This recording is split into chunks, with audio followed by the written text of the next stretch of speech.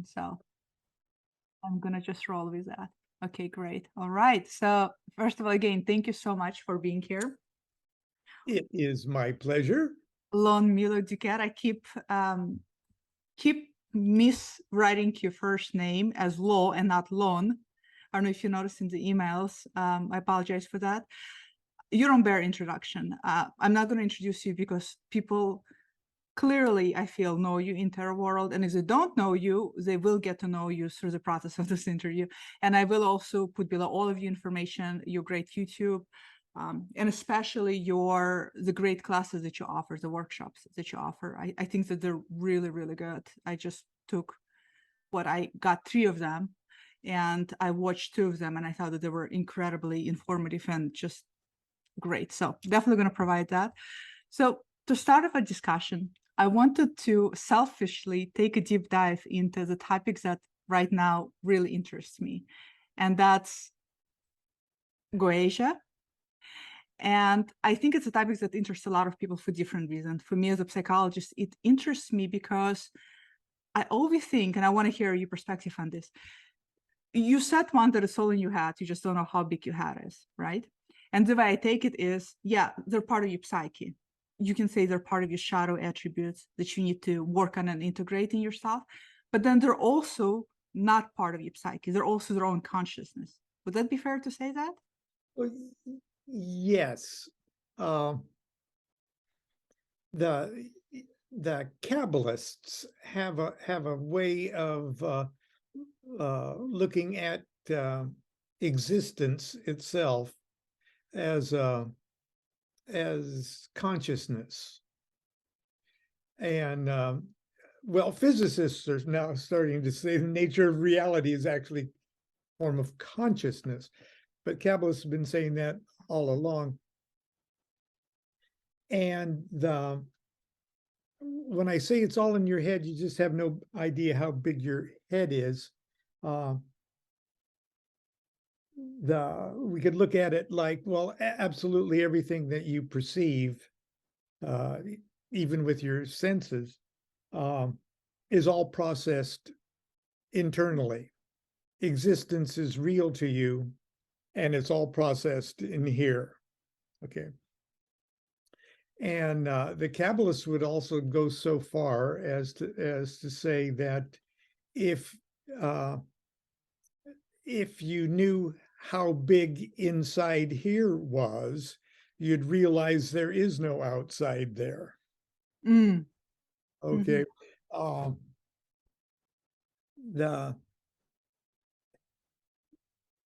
They sort of break the entire consciousness spectrum into 4 layers, and the lowest layer is the physical plane, and the next higher level is the mental plane, and so the lowest plane would be represented by our meat bags here, and the plane above that would be our intellect, our reasoning, our brain thing. But above that is a level that is exhibited. It's exhibited often when a mother wakes up in the middle of the night and realizes that one of her children is in trouble somewhere. Okay. It happens. Okay. It's not even considered psychic phenomena. It does happen. You read all about mothers waking up in the middle of the night. Oh, Johnny's in trouble. And come to find out that the child was in an accident or was hurt or right at the exact moment she woke up. Mm-hmm. So the Kabbalists call that the soul intuition, or the neshama. And that neshama is so big that there's no place in the universe the child could be that would escape the mother's neshama. Thank you, dear. Got my coffee. Good. I'm glad Uh, you're so it's not that the child sent some kind of message over some kind of exactly. okay. No, the child is still in the mother's neshama. It's instantaneous. The child could be on the moon or on Alpha Centauri or light years away, and it'd still be in the neshama. So right now, you and me are sitting. We're separated by a few hundred miles here, but we're sitting inside each other's neshama right now. Neshama is like a giant bowl of jello. We're all in. Okay. And it's the identical neshama. Okay. So when I say it's all in your head, you just have no idea how big your head is. Yes. Even at that level, we're all in this kind of universal neshama thing. And in a sense, it is all in our head. And we do have to take responsibility for absolutely everything in the universe. And above that is the singularity that they call Godhead and things like that. So when magicians in the past, let's say primitive magicians, started to deal with concepts of a hierarchy of spiritual forces, what they're actually working with are just graduated degrees of frequencies of that consciousness. And it was very convenient for them to get in touch with those levels of their own neshama with dramatic devices. Oh, I'm going to call up a rough, tough demon, and I can work. And our machinery, our inner psychic machinery is well tuned to that. Yes, pretend it's a demon, make it ugly, and deal with it that way. And it's not that they're not real. Gods, demons, angels, all spiritual forces, elementals, they are real. They're as real as anything, but they're still all in your head. So would it be fair to say that unconsciousness is part of neshama, or would it be more fair to say that neshama is the unconscious? Well, that's closer to the way the Kabbalists would view that. Not only the unconscious, but the universal unconscious.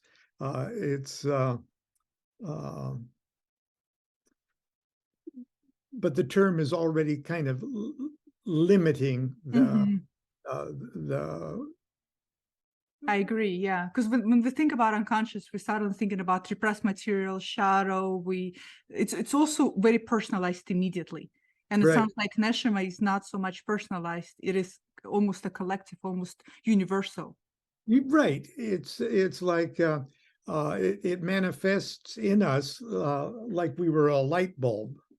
Okay. But the neshama itself is the electricity. Okay, that vivifies the light bulb, and that we all share. This is connected to every light bulb and every electrical device in East Sacramento, so. When I look at, and I'm dabbling for my purely curiosity, I'm like an armchair psychologist and not psychologist, but armchair magician, if you will. And what I find when I read and I just started reading Stratus encyclopedia, collected works, encyclopedic work of Geisha. And what I find is that how closely it parallels what happens in psychodynamic therapy to some extent. And I'm amazed when I hear or read magicians, and perhaps these are amateur magicians that I come across to, when I hear them speak, it sounds as if they're very oblivious and unaware that it's not solely an externalized work that you're doing when you're employing this type of sort of magic. Do you notice more than ever today, there's this absence of realization how not only are you working magic, but magic is working you on the internal level, and how important it is to understand this internal essence, where it's coming from. Well, it's kind of easy to fall into the trap of the objectivity of magic, because up to a very great extent it works, and it appears to work pretty much as if it was an objective thing, at least up to a point. But the only true thing that real magic, real, okay, and, the only thing you can change with magic is yourself. Yes. Okay. And if you want to affect a change in what appears to be your objective reality, the world around you, you can do that, but you do it by changing yourself into someone that those effects happen to. If that makes sense. It makes perfect sense. Use the illustration of a regular sort of young American magician living in the basement, living in his parents' basement, wants the girl next door to fall in love with him. Okay. Now, the girl next door, obviously, what he thinks the girl next door is already in his head. You know, she's her own magician. She's got her own head. You know, you can't change another magician. Okay, you don't. You can only change yourself. But anyway, he wants her to fall in love with him, and she's just not going to do it. So he wants to whip up a demon to make that girl fall in love with him. And so the machinery that we're all born with is capable of ceremonially or ritualistically or meditatively conjuring that demon. Okay, the demon said, "Yes, I can do that." You know? Well, of course, then go do that. You know.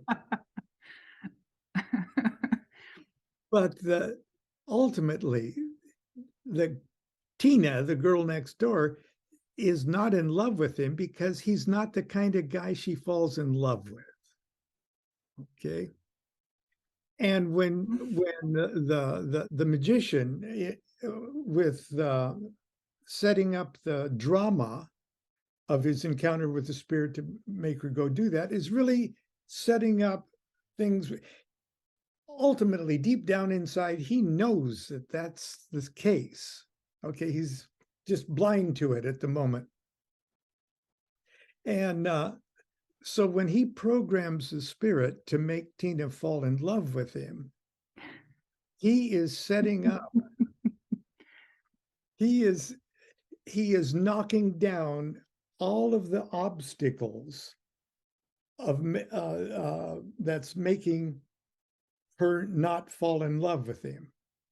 And he doesn't know he's doing that. He thinks he's sending out a cartoon character to go do this. But that spirit, unless the magician is very careful with his charge, will take the course of least resistance to cause change to occur in the magician. Okay. And that can be breathtakingly simple. Maybe Tina could only fall in love with someone she feels so sorry for, that she pities so much, that she can't help but fall in love with him. So maybe Tina is the type of magician in and of herself who can only do her magic if she's married to someone with no arms or legs.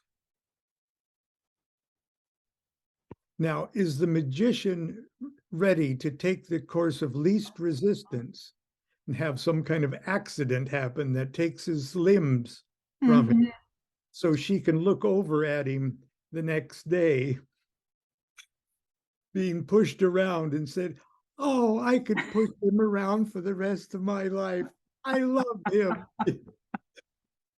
Oh, that's a terrible example, but it's an example. Okay. And the magician set it up himself. And and that's where Goetia and that type of magic gets a bad reputation. Because what you're doing is saying to yourself, as God's ear, I'll do anything to do this as fast as I can. Yeah. Power trip. It's a great example because to me, at least, it illustrates the laziness and the complete disconnect from oneself, where the person doesn't even want to lift a finger to work on themselves. To me, this is psychology 101. Imagine patient comes in and they say, I want to make this girl fall in love with me. I'm going to do this magic. Any psychologist would say, well, perhaps you should become the type of man the girl wants to marry to begin with, right? So it's very, and I see this common today, right? And not just in magic, where so many people feel such a challenge to work on their inner self, and such a desire for the power trip and the immediate results. And I see especially that today in ceremonial magic too, which leads me to the next question. When I think about ceremonial magic, I think about sequences of rituals and behaviors. You can already tell this is definitely not for me. I can't even do yoga. I just bored to death. You can't get me to do yoga. I'm so bored with it. So I don't touch ceremonial magic because it's already not in alignment with me. I'll have resistance to it because perhaps I'm not there yet, but it's just not for me and I know it. Do you think that all of those ritualistic steps are there precisely for that, purposefully, to not only get you into disciplines first and foremost, before you can even step into understanding of what the hell you're doing? Yeah. And the elaborateness and the drama of things are just a way to tune you up. The real magic is in your focused intent to cause some kind of change, and the trappings of magic are just to reinforce your self-assuredness that you're capable of doing that you're plugged in and to that electricity part. That's where the invocation comes. There's a modular formulaic steps in classic ceremonial magic. You don't do anything without an invocation. And they use the myth of Solomon as the basic formula. Solomon didn't do any of the magic. Okay, Solomon plugged his finger into the light socket. Okay, and Solomon is also a myth. Is what? Solomon is also a myth. Oh yeah, it's a myth. I'm saying the formula of the Solomonic myth.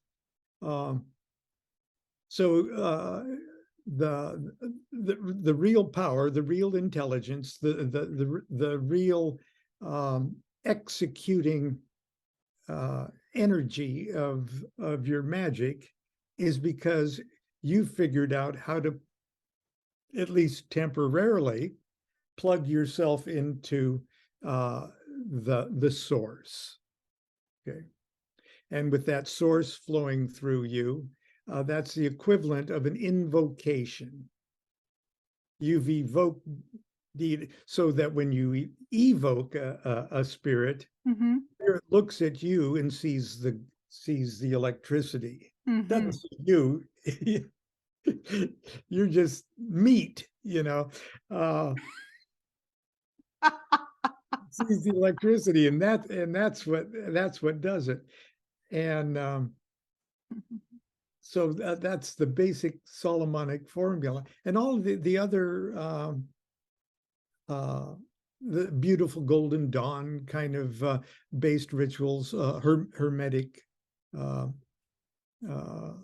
Kabbalistic rituals, in a sense, is just to reinforce you and allow you to stand confidently and firmly in a universe that you temporarily understand. And of course, you don't understand the whole universe, but you got to start somewhere. Yeah. And you start by pretending you know who you are. And so the whole idea of a magician, all of a sudden, I'm a magician now. I have a new name. My name is Frater. Frater know-it-all. You know. Mm-hmm. And you really don't know who you are. Okay. No. You got to pretend you know who you are at first. It's literally all the way up to complete illumination in Godhead. You're faking it until you make it. Mm-hmm. Mm. So what would you say? Because there's different ways that people get into contact, communication, whatever you want to name it, with demons, right? There's ritual, high magic, then there is ad hoc magic, there is chaos magic, there is just, I'm going to get in a contract with a demon type of magic. There's all these different types of magic.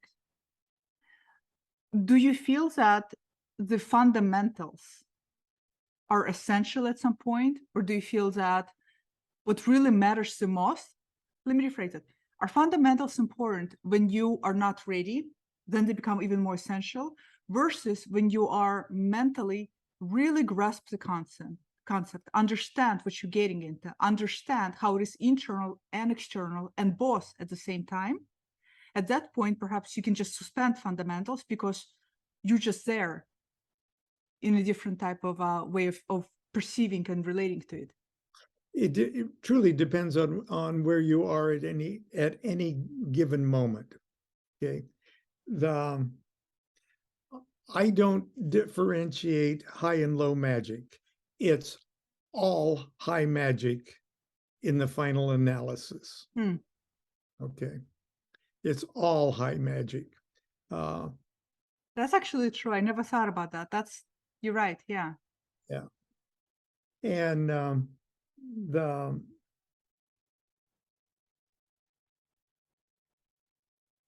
magic is a science, okay, but it's also an art. And every magician is an artist.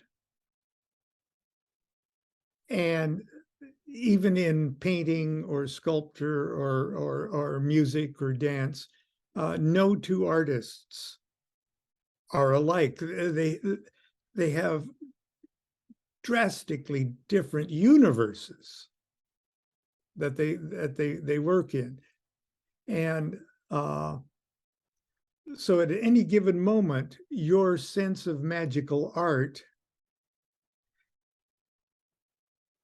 harmonizes very well with dramatic medieval magic. So during that period of your art, your blue period, that was my oils period,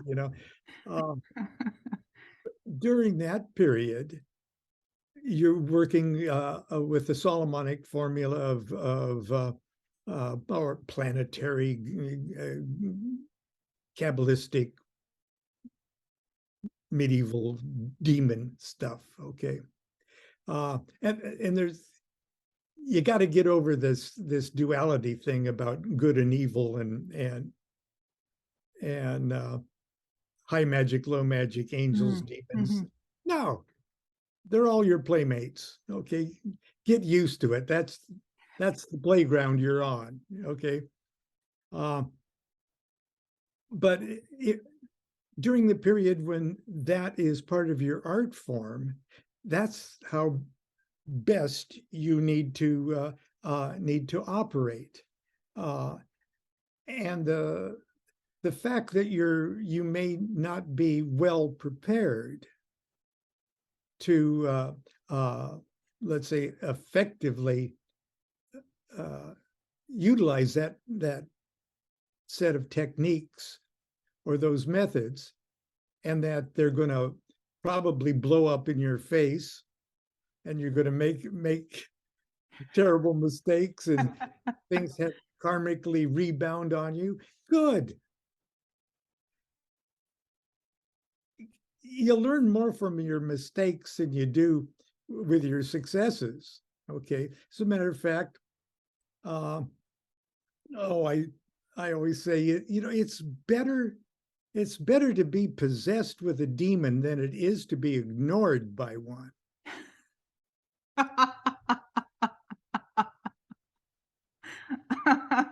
That means you've made a connection. Okay. Mhm. Okay. And something is working. My first Goetic evocation of a spirit, and it was, according to the book, it was a innocuous spirit, just does good things. I don't even know why he was called a demon. The guy just does great stuff. But nevertheless, that evocation, I projected, an objective reality when I was totally ignoring what this operation was doing to me. Mm. And it was a comedy of errors. Okay, it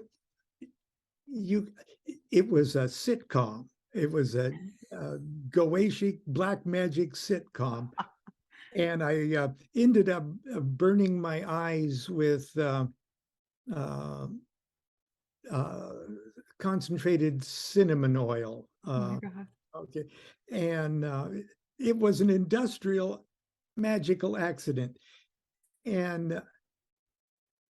But I learned exactly what was going on. I learned exactly what this kind of magic was, because just prior to all of this comic industrial accident, I started to realize that this is so stupid. I need to turn my life around, and all I can think of doing is whipping up a genie. What kind of loser are you? You're here with this black robe that pinches your armpits, and this is all you can think of to do to turn your life around, is to whip up you're a loser, Lon. You're just you've done this all your life, haven't you? And I went through this whole thing, and I go back to my whole life where I've snatched defeat out of the jaws of victory, and where I've been lazy, and where I've been indolent, and where I've thought the world owed me a living, and where and all of this was coming down. And at the time, I just thought, well, I'm just having a nervous breakdown. This is just me having a nervous breakdown, in a magic circle in my son's bedroom with toy trucks all around it. And at the time, I didn't realize, no, this is how this magic works. And that's who this demon is. Yeah. This demon is me. I'm my own worst enemy in these areas.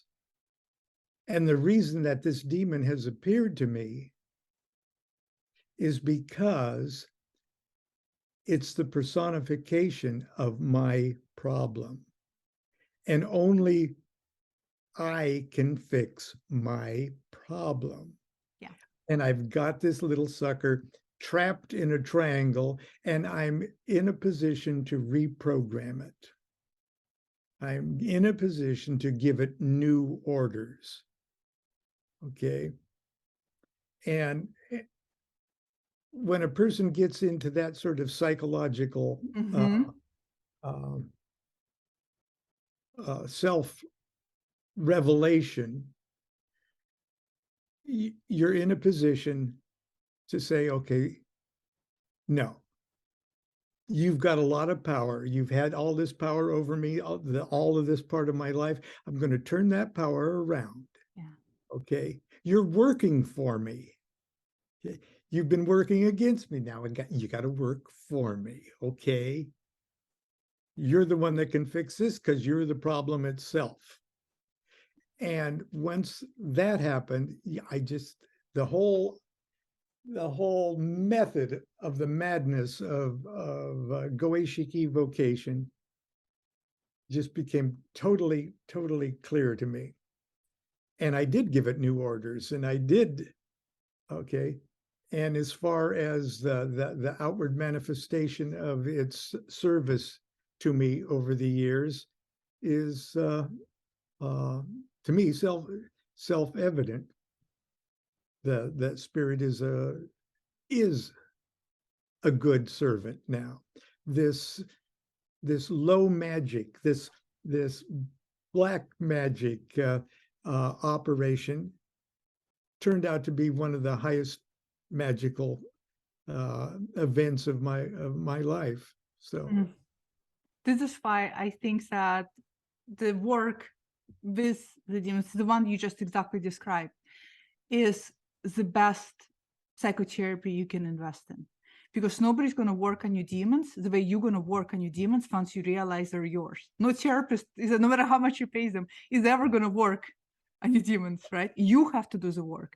right. And I see this in therapy a lot, where people will come and I can tell they want help, but I also can tell they don't want help. Yeah. You know, it's like, I always tell them, I can bring you to the water, but you have to drink.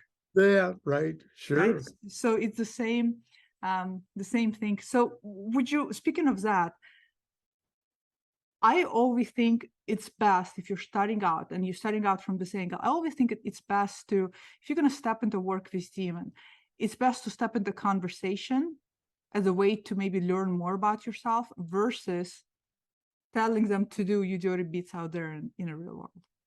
Oh, yeah. First of all, because chances are you really don't know what you want. Okay. Exactly. Yeah. You think you do. Yeah, you think you do. And that's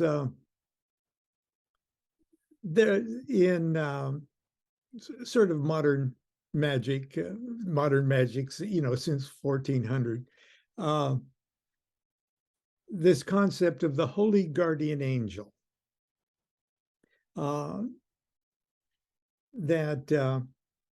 And this is another extension of the Solomonic formula.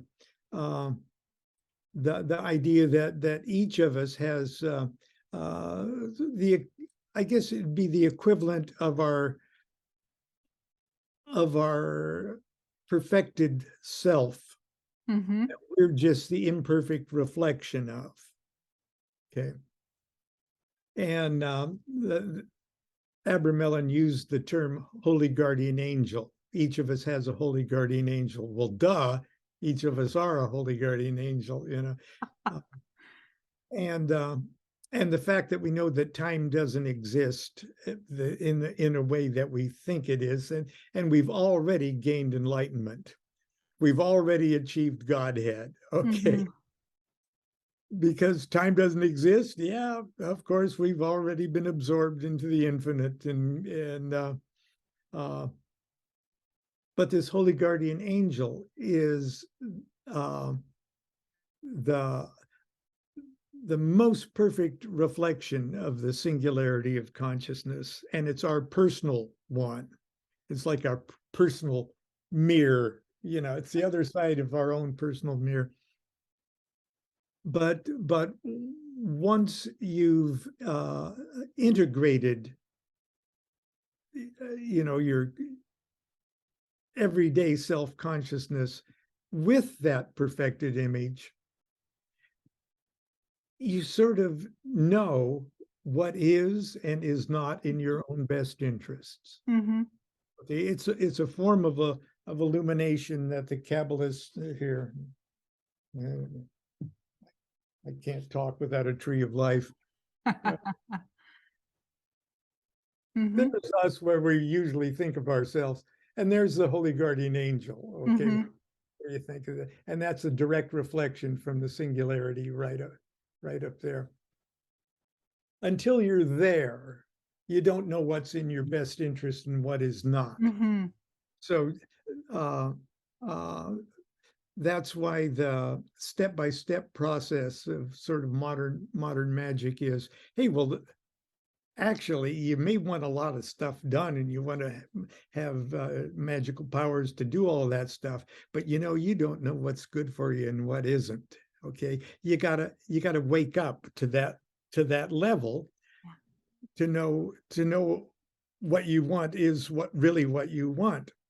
And so the first big magical thing is, well, what do I have to do to wake up to that level? What do I have to do to get that? Live a life. Yeah. Live a life. Yeah. Experience, no? Yeah. And until then, all your magic is sort of hit and miss. Oh, that worked a little bit, and this worked a little bit, and that one blew up in my face, and that's because you didn't know what the hell you really wanted. Mm-hmm. Just like the kid in the basement wanting Tina to fall in love with him. Do you really want Tina that bad? Okay. I read tarot cards for people, and I'm not psychic. But I've been reading tarot cards for 40 some years. And it's not really tarot reading. Oh, you're going to meet a dark stranger. It's counseling. Okay. Yes. And it's like conversation with friends. And if a new client isn't a friend, that's pretty much our first session. Mm-hmm. Well, let me be your friend here and let's see what's going on, really. And 99 times out of 100, the question that they think they want answered in a tarot reading really has very little to do with what they really want and need to know. Mm-hmm.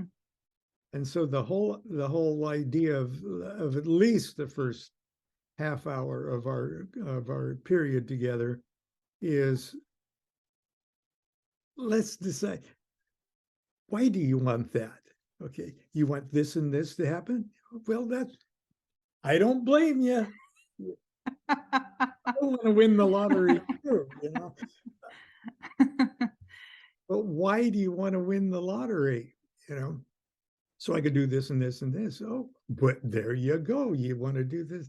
What's stopping you from doing this and this and this and this? Is it winning the lottery? No. And if you did get that, why do you want that? And ultimately, I want to be happy. Now you want to know what you need to be happy, And then we finally get it down to what they really want. And sometimes tears are involved, probably from therapy, that sometimes people need to kind of break down and realize what it is they want. But when they get to that point, they already know the answer. Mm-hmm.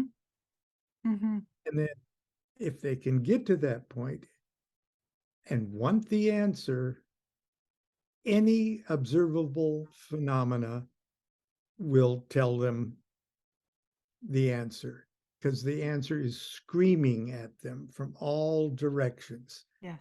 They could read it on the back of a ketchup bottle, Yes. at the diner, because it's okay.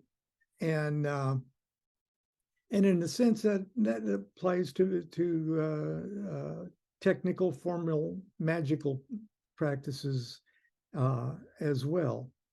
My wife is the master of this, because I'll get off on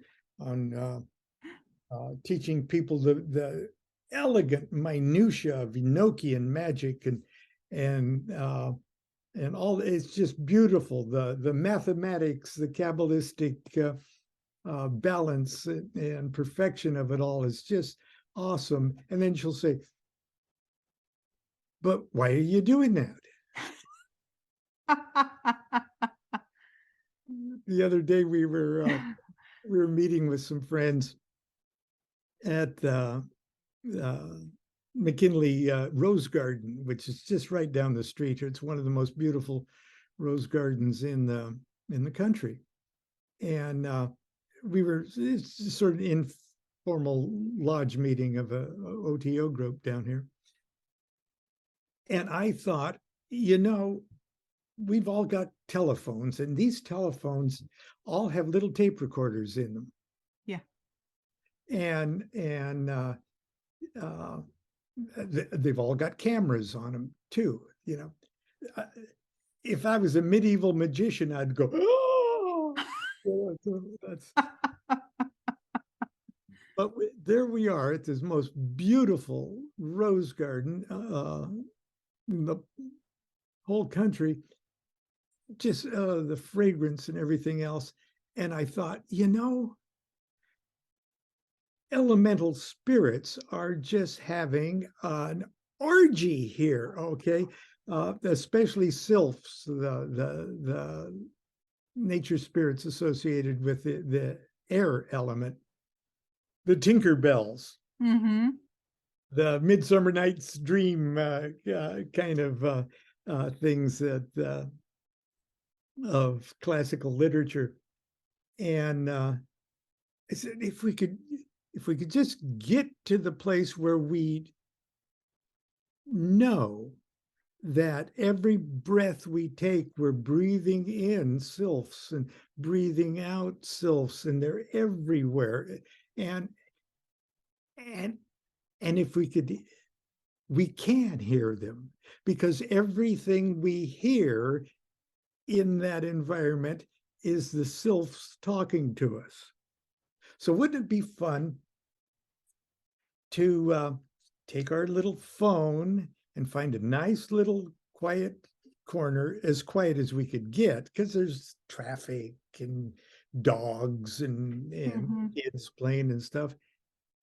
That's the sylphs talking to you, if we listen to it as such. Okay, go to a little place off where you can be alone, take a picture of one of these gorgeous flowers, and then turn the tape recorder on and just play it or record for about 3 minutes. And then whatever it is, when you go home, you play you look at the flower and you play your thing, and that's the message from yourself. So, okay, that's my brilliant idea that I told the group. And Constance says, "Why?" I don't know.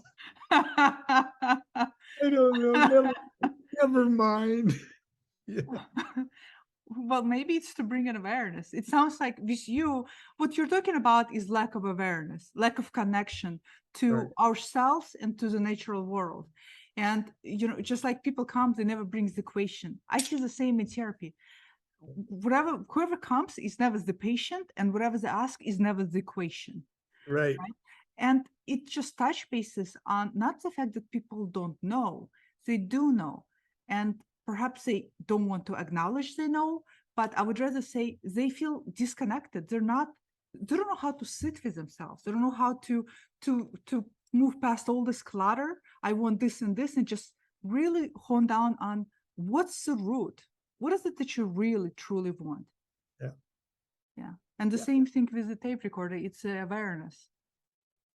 And that's all. And I wish I could have told her what you just said. She took me completely off guard. She got like with the sword. Speaking of tarot, Yeah. you brought up, of course, this is familiar to you. You wrote what I would say probably one of the best books, if anybody wants to study this deck, to understand it. Next to, I was also learned watching one of your lessons that you were a student of Philip Sector. Yes. And her book is just really beautiful on astrology and so on. It's just, not many people know about that book, but that's a phenomenal book too. What are your thoughts on Thoth and Rider-Waite-Smith? I feel they're so different. They come from Golden Dawn, and yet to me, Rider-Waite-Smith is so limiting. It's so suggestive. When I look at the images, it's so suggestive. Where Thoth is so able to take us deep into these parts of ourselves, to really get in touch, to perhaps even bring up more awareness. Well, Arthur Edward Waite was a member, at least of an offshoot of the Golden Dawn. Okay. And it's actually the Golden Dawn's personal, private, secret tarot deck that the Thoth deck is based on, and not the Rider-Waite deck. Oh, okay. So the Rider-Waite deck is well, I like to look at it this way. The Rider-Waite deck is the premier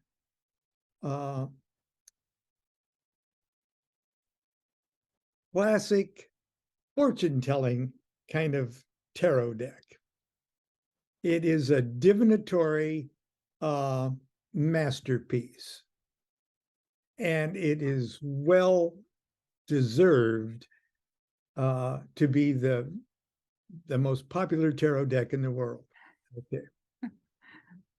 But the Golden Dawn deck, which Waite felt obliged to keep more or less secret and proprietary, is what Crowley's Thoth deck was meant to be the next step, the next evolutionary step from. The Rider-Waite deck, we should really call it the Smith deck. The Pixie Smith, yeah, who was also a member of the Golden Dawn, at Waite's instruction and guidance, made a pretty good hermetic deck. Okay, there are no Hebrew letters associated with it and things like that. But her treatment, her art, her awesome magical art, was really based on the myths of the Holy Grail and the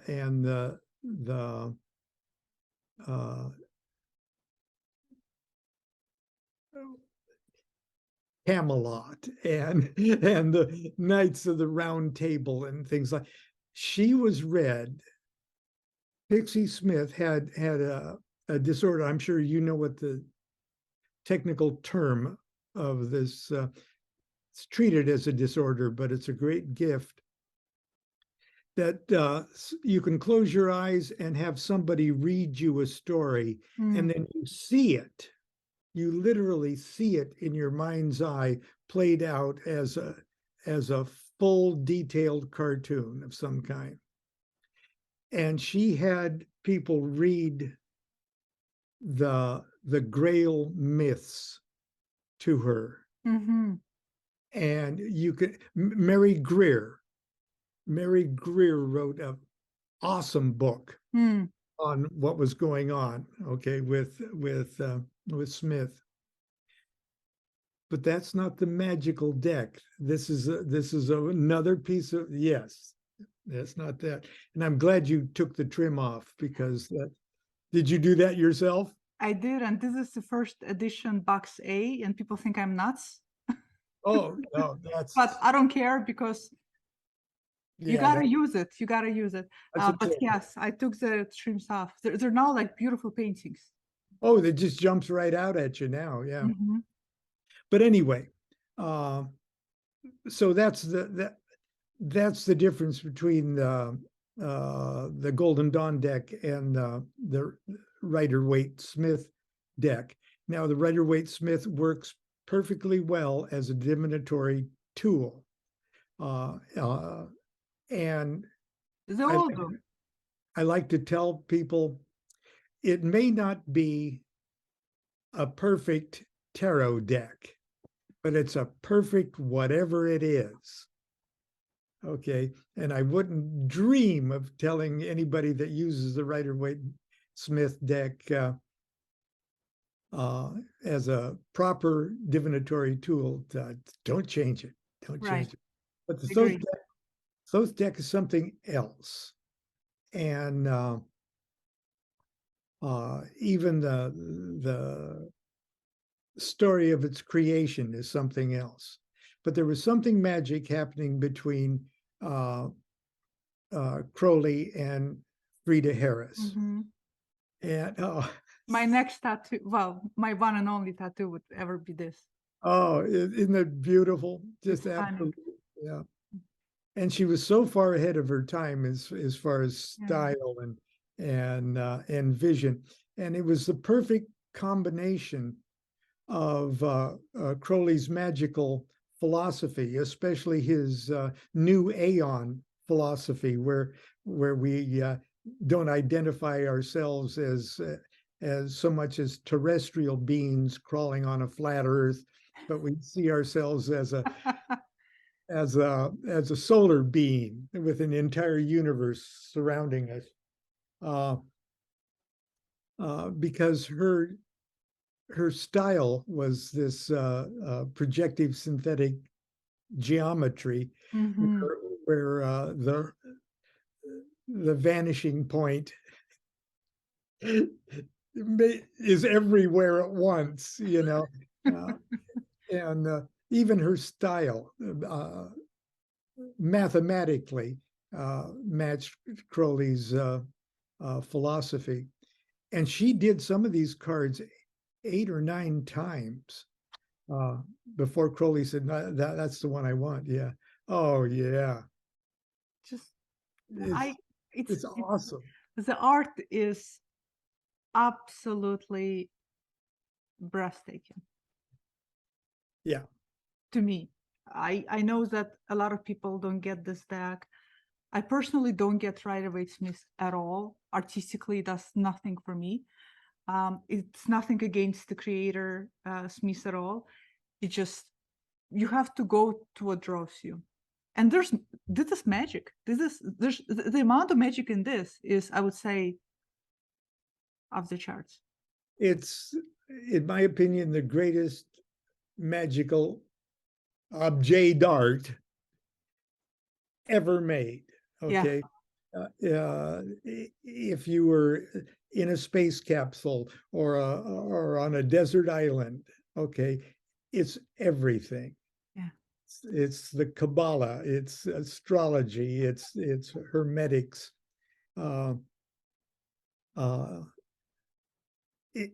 it's all that. It's just something else. And I wasn't going to. I had no intention of tackling the awesomeness of that book, of that Crowley's Book of Thoth and those cards. I'm too lazy to write a book about that, and I was more or less drafted by the head occult buyer at the time of New Leaf Distributing, who just literally tricked me into a meeting with Weiser. And says, he's got to do that book. I'm glad they did. And it was in Chicago at Book Expo America, convention, 30,000 people. And she set up this meeting at the Weiser booth and just totally blindsided me. And the publisher, Don Weiser, just looked at his partner, Betty Lundstedt, and said, and they both shook their heads, says, okay, Lon, you can write it, we'll publish it. I go, oh, no. There goes 3 years of my life, and I went to the hotel room afterwards, and I had the draft version of my own, what would eventually be my own deck, okay? And it was just in black and white, and I just printed it out. So I gave myself my own tarot reading to say, what's this project going to be like? And I was just hoping for just a great card. Oh, Lon is going to be, you're just going to love it, and I got like the 8 of Swords. No. Which is not a particularly bad card, but it'd be a card that you'd get when your project's going to be a pain in the butt every step of the way, and it was. Oof.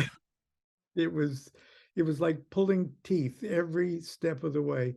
But as it turned out, it's the book I'm most proud of. I read a lot of your books. I think they're all really, really essential. This one is really good too. I can never forget I used the 7 of Cups, always the swamp. I had such a conflicted relationship until I read your description. You have 1 martini, you're feeling good. 2 martinis, you're still good. By the time you have 7 martinis, you're deep in your own shit. So I'll never forget that, among with a lot of other descriptions. So it's definitely it's amazing, because I feel like it's so misunderstood. And I think it's misunderstood because people are quick to jump on Crowley is a bad demon, right, bad guy, and not giving the credit where Crowley truly deserves it and his genius and brilliance. And if anything, I think this is an easy deck to read because the correspondences are right there on the cards. Yeah, it's all right there in front of you. This is, and yeah, definitely. Well, I promised you to keep it no more than an hour. Oh, I didn't know we had started. That's a good feeling. But that's a good feeling if you didn't know that we had started. I really appreciate your time, your generosity with your time. I always say time is an essence. I know you said earlier, and you're right, that there's no such thing as time, but in our cognitive mind, there is such thing as time, and it is limited as far as our ego wants to believe it is. So I really appreciate you sitting down with me. Well, it's been my pleasure. Thank you so much. Thank you.